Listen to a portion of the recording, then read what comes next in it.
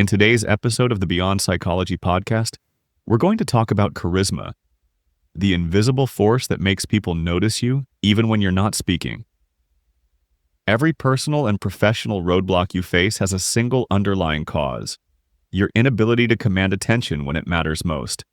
We're surrounded by people who can light up a room with their presence while others remain invisible, regardless of their intelligence or capabilities. But what if the difference between these two types of people isn't some innate magical quality? What if it's simply a language you haven't learned to speak yet? Today, we're diving into the groundbreaking work of behavioral scientist Vanessa Van Edwards in her book, Cues. Van Edwards has spent years researching what makes people magnetic, and her conclusion is revolutionary. Charisma isn't a mysterious gift bestowed on the lucky few. It's a precise science of verbal and nonverbal signals that anyone can master. According to Van Edwards, most of us are unknowingly sabotaging our own charisma every day. We're sending out the wrong cues without realizing it, and it's costing us opportunities, connections, and influence. But the good news is that charisma can be learned, practiced, and perfected once you understand the hidden signals that shape how others perceive you. Today, we'll decode exactly how to become more charismatic by understanding what charisma truly is, exploring the balance of warmth and competence, discovering the 4 levels of charisma, and learning specific techniques to level up your presence in any situation. By the end of this episode, you'll have a clear roadmap to transform how you're perceived, so you can finally get the attention and recognition you deserve. When you enter a room full of strangers, your charisma contest has already begun.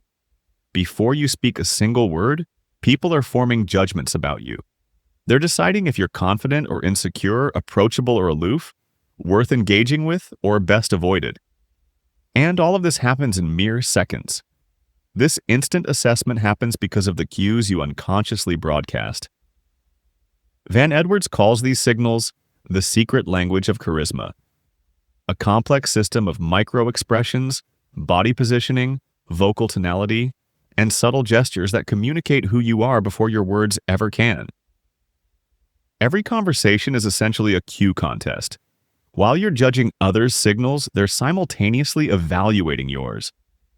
Think about meeting someone at a networking event. If they give you a weak handshake and avoid eye contact, your brain immediately registers lack of confidence.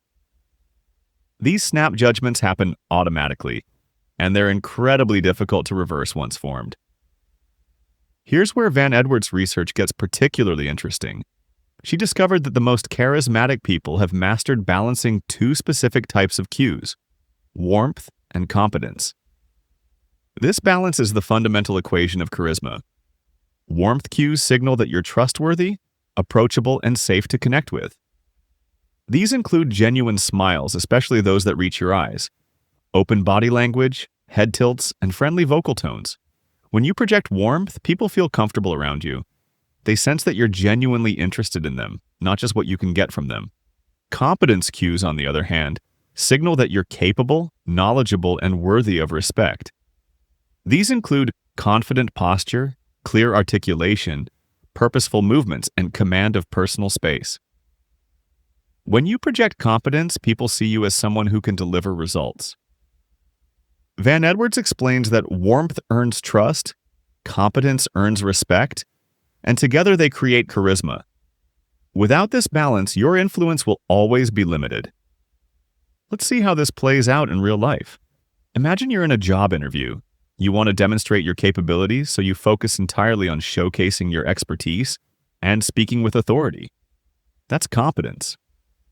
But if you forget to smile, make personal connections, or show genuine interest in your interviewer, you're missing the warmth component.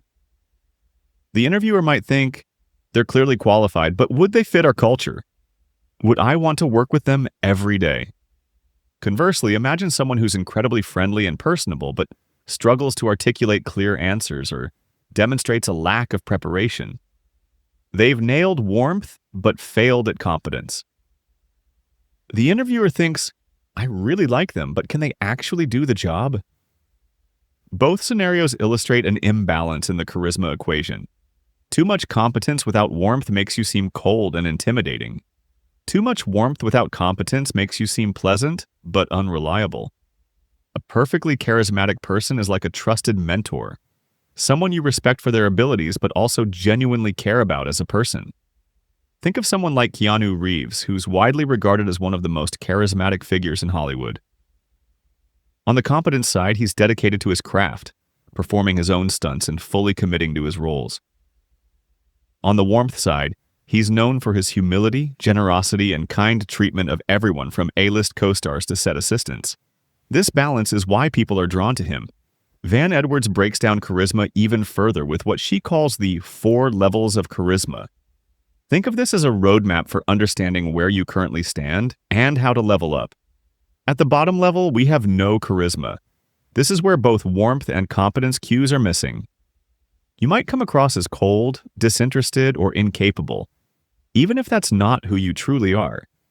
It's like the tech support person who doesn't smile, avoids eye contact, and also can't solve your problem. They create no connection and inspire no confidence. The next level up is some charisma, but with high competence and low warmth. This is where many professionals find themselves. If you value expertise and results above all else, you're likely sending strong competence signals. People respect your abilities, but may find you intimidating or difficult to connect with. Think of Steve Jobs in his earlier years, brilliant and visionary, but often described as cold and demanding. Then there's the opposite, some charisma with high warmth, but low competence. Here, you're likable and friendly, but people don't necessarily trust you to deliver. You're the colleague who's great at office parties, but consistently misses deadlines. You might be the barista who remembers everyone's name, but regularly mixes up orders. Pleasant, but not reliable. Finally, there's high charisma, the perfect balance of warmth and competence. This is where trust and respect intersect, creating a magnetic presence that inspires both collaboration and loyalty. Think of Michelle Obama or Tom Hanks, people who radiate both approachability and capability. You instinctively feel they could both understand your problems and help solve them. The good news is that charisma isn't fixed. It's a skill that can be developed through practice and awareness. No matter where you're starting from, you can move up the charisma ladder. First, you need to honestly assess your starting point. Are you naturally warmer or more competent, or are you struggling with both? Ask yourself, when you leave a meeting, do people remember your ideas but find you intimidating? Or do they enjoy your company but not take your suggestions seriously? Van Edwards offers a powerful diagnostic tool called the Friend and Expert Test. After any interaction, ask 2 simple questions. Did I make them feel like I'm their friend? Did I demonstrate that I know what I'm talking about? This quick self-check helps you identify which side of the charisma equation needs work. Here's your first actionable step. Before your next important interaction, prepare 1 warmth signal and 1 competence signal. For warmth, plan to share a brief personal connection point. For competence, prepare 1 insightful observation or data point delivered with conviction. If you're pitching an idea, start with a relatable story, warmth. Then deliver your analysis with clarity, competence. Warmth opens the door. Competence gives people a reason to walk through it. The cues you use don't need to be grand gestures. In fact, simplicity is often more effective. If you want to convey warmth, focus on making the other person feel seen and appreciated. A genuine smile nodding when they speak, maintaining appropriate eye contact. These small signals go a surprisingly long way. For competence, focus on speaking with conviction and aligning your body language with your words. Eliminate hesitant language like "I think maybe" or "sort of," and replace it with confident phrasing. Stand tall, use purposeful gestures, and claim your space without apology. One critical aspect of charisma that Van Edwards emphasizes is the alignment between your verbal and nonverbal communication. When your words match your body language, people trust you. When they don't, people will always believe your body over your words. This happens because before you even open your mouth, your body is already communicating. Research suggests that up to 93% of communication is nonverbal. Your body speaks first, and it speaks loudest. Microexpressions are particularly powerful in this regard. These lightning-fast facial movements reveal what someone is truly feeling, often before they're even consciously aware of it themselves. These expressions last less than a second, but are packed with emotional information. For example, a genuine smile, what researchers call a Duchenne smile, activates not just the mouth but also the muscles around the eyes. If someone's smile doesn't reach their eyes, they're likely faking it, and others can sense this inauthenticity, even if they can't articulate why. If you want to convey genuine warmth, practice allowing your full face to engage when you smile. It makes you instantly more approachable and trustworthy. Another key micro-expression is raised eyebrows, which signal interest and openness. When someone's eyebrows lift slightly during conversation, it's a good sign they're engaged. Conversely, furrowed brows or tightly pressed lips often indicate confusion or disagreement. Van Edwards reminds us that micro-expressions are universal. A genuine smile or look of disgust means the same thing across cultures. They're hardwired into our emotional expression systems, making them particularly reliable indicators of true feelings. Beyond facial expressions, your entire body continuously broadcasts signals. Every movement you make sends a message. Are you confident, approachable, closed off? Posture is particularly impactful. Standing tall with your shoulders back not only makes you look more confident, but actually makes you feel more confident. This is what Van Edwards calls power posing. Even when you're feeling nervous, adopting a strong, open posture can actually trick your brain into feeling more in control. Conversely, crossed arms, hunched shoulders, or making yourself physically smaller all signal insecurity or defensiveness, even if your words say otherwise. If you're saying, "I'm really excited to be here," while your arms are tightly crossed, people will believe the arms, not the words.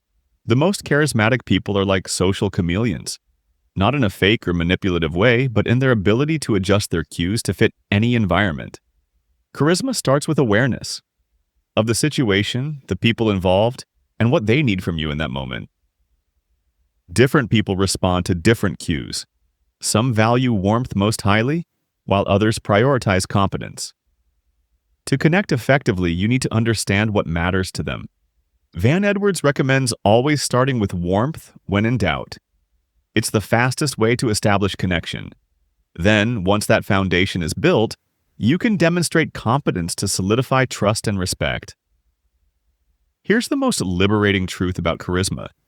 You don't have to be perfect to be charismatic. The goal isn't to become a different person, but to become a more effective communicator of who you already are.